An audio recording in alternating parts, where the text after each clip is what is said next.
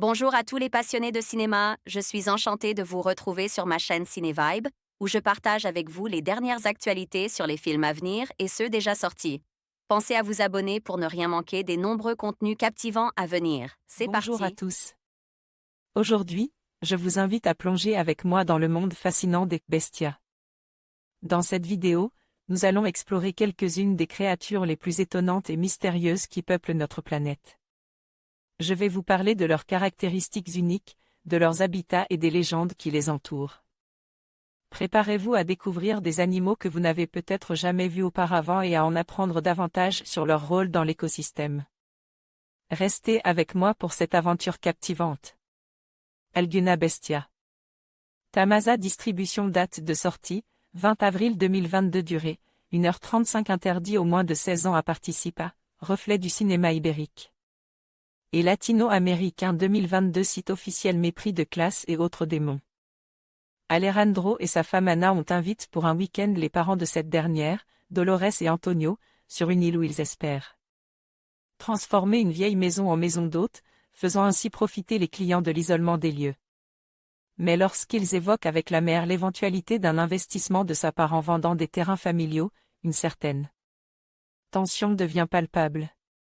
Tamasa Distribution, Alguna Bestia, est de ces films intimistes qui distillent un épais venin, suggérant plus les situations gênantes que les montrant, et permettant aux non-dits de s'exprimer, souvent pour le pire. De mépris de classe il est surtout ici question, ceci à plusieurs niveaux, entre des parents n'ayant aucune confiance en leur gendre, considéré comme un rat, mais aussi entre le gendre et son employé de maison, sorte d'homme à tout faire, auquel on en demande peu. Être un peu trop, voire directement entre les parents et cet homme, passant du statut de « suspect » dans son attitude vis-à-vis des adolescents, les enfants d'Alejandro et Ana, à celui d'objet au fil des scènes. Les bêtes sont donc lâchées, ruminant leurs préjugés, surveillant leurs acquis, et convoitant même ce qu'ils n'ont pas. Utilisant à merveille le cadre dans le cadre, notamment un magnifique plan sur cette étendue d'eau les séparant du monde civilisé. Vu depuis le dessous d'une table de jardin, pour mieux enserrer ces personnages dans leurs valeurs figées, Roré Riquelme Serrano, dont c'est le second long après Caméléon, compose une œuvre élégante et amère, marquant une certaine amoralité bourgeoise. Paulina Garcia fait à nouveau mouche en mère obsédée par son physique vieillissant, quant à Alfredo Castro, décidément incontournable.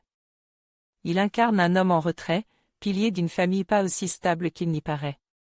Convoquant d'autres thèmes, comme celui de la jeunesse et du désir qui nous échappait, Alguna Bestia souffre peut-être d'un excès de noirceur sur la fin, mais parvient à décrire des relations familiales socialement biaisées, qui font froid dans le dos lorsqu'elles impliquent les adolescents.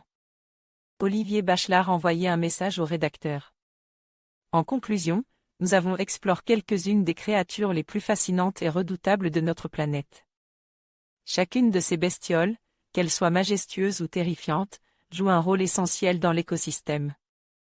En comprenant mieux ces animaux, nous pouvons apprécier la diversité de la vie sur Terre et l'importance de leur protection. Merci de nous avoir accompagnés dans ce voyage à travers le monde des bestioles. À bientôt pour de nouvelles découvertes.